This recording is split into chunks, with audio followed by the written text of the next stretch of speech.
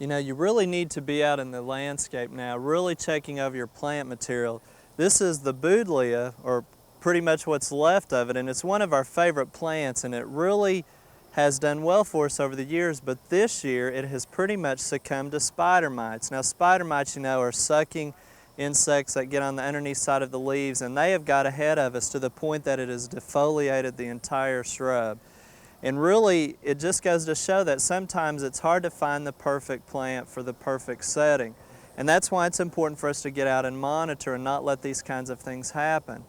Now, of course, to find a plant for your location, it's really crucial, again, to remember what side it prefers and make sure it's in sun or shade, and also plant it properly and buy a healthy plant to start with. And you know, it's coming up where we'll be planting a lot of trees and shrubs this fall, and a lot of people choose fall color. And let me show you some real interesting trees that make good selections for landscapes in Oklahoma. Now, the first one I want to talk about is the Chinese pistache or pistache tree. And it is related to the edible pistache nut, but it's also related to such plants as the cashew, sumac that we're familiar with, and even poison ivy. But it's an interesting tree for the landscape, and it has a compound leaf, and one of its best characteristics is a brilliant fall color that we'll get on the pistache tree. Now, it will vary from tree to individual tree, but this one doesn't get as brilliant as some of the ones here in our arboretum. Now, if you want to select a tree on fall color, you want to make sure you do that in the fall. That way you'll know what color you're going to get.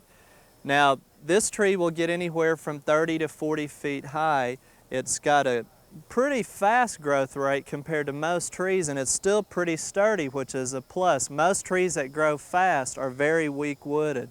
Now, some of the negatives on this tree are the female will produce seeds, which some people actually like the brilliant red color in the fall as well.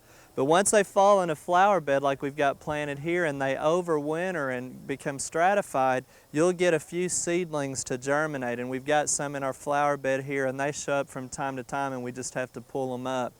The other negative would be the branching pattern when the trees are young. Now, we've let this one grow that way to kind of give it a little bit of personality, but when they're young, you may have to do a little bit of pruning to make sure that the trees look nice. Now, another great tree for Oklahoma conditions and some of the surrounding states is a Kentucky coffee tree. The Kentucky coffee tree is one of those trees that's chosen for the energy conservation, and the reason for that is because it has these huge leaves that are compound that really provide a lot of dense shade, but during the wintertime when the leaves drop off, there's not a lot of branches, so you get a lot of sunlight through to help warm up your house. So it's a great tree to select for any type of energy conservation. Also, the tree is a huge tree under optimum conditions. It can get anywhere from 60 to 70 feet high.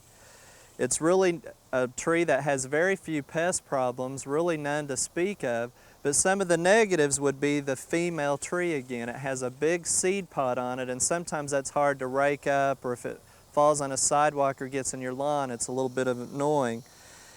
And it's really one of the later trees to leaf out. But as far as the seed pods, like the Chinese pistache, what you'd want to do is select male trees. Now, it's hard to tell the sexes on them sometimes, so that's why you need to go to a reputable nursery that's got them labeled, who has propagated from a male tree, and you're sure that's what you're getting. Now, another good tree that you want to look at too for Oklahoma conditions is the Chinese or lacebark elm.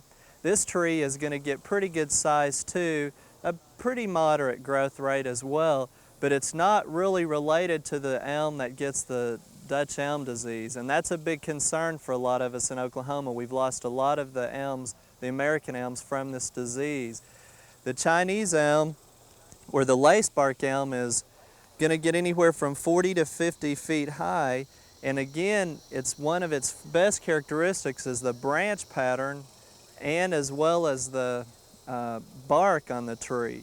Now, some people though have to watch that branching pattern because it can give you multi-trunk, so you got to watch it younger on, but it gives you a nice open tree as it matures.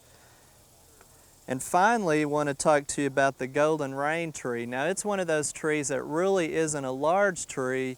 It's going to get anywhere from maybe 25, 30 to 40 feet depending on your site again, but it's one that has a great attractiveness and pretty much throughout the entire year. It's got beautiful yellow flowers in the spring, which those flower clusters then turn into seed pods that look like rain, and that's how it gets its name, coming out of the tree. Some of the seed pods may be a brownish color, others more even a purplish cast, but it's really an attractive tree, and that's again how it gets its name. One of the negatives though on the golden rain tree is box elder bugs.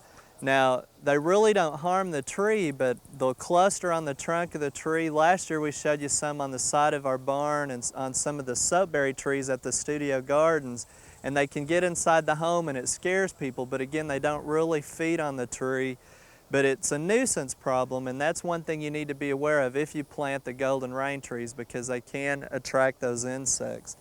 Now remember, any of the trees that you're choosing, make sure it's for your location and that you buy from a reputable nursery, and check for those certified nurserymen who've gone through some extra training on that as well.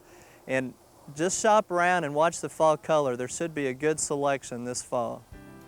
We hope you've enjoyed this classic from the Oklahoma Gardening Vault. Remember, even though these tips and techniques are timeless, there's always something new to learn in the world of gardening. By subscribing to both Oklahoma Gardening and OK Gardening Classics, you'll have access to a wealth of gardening knowledge, both classic and contemporary.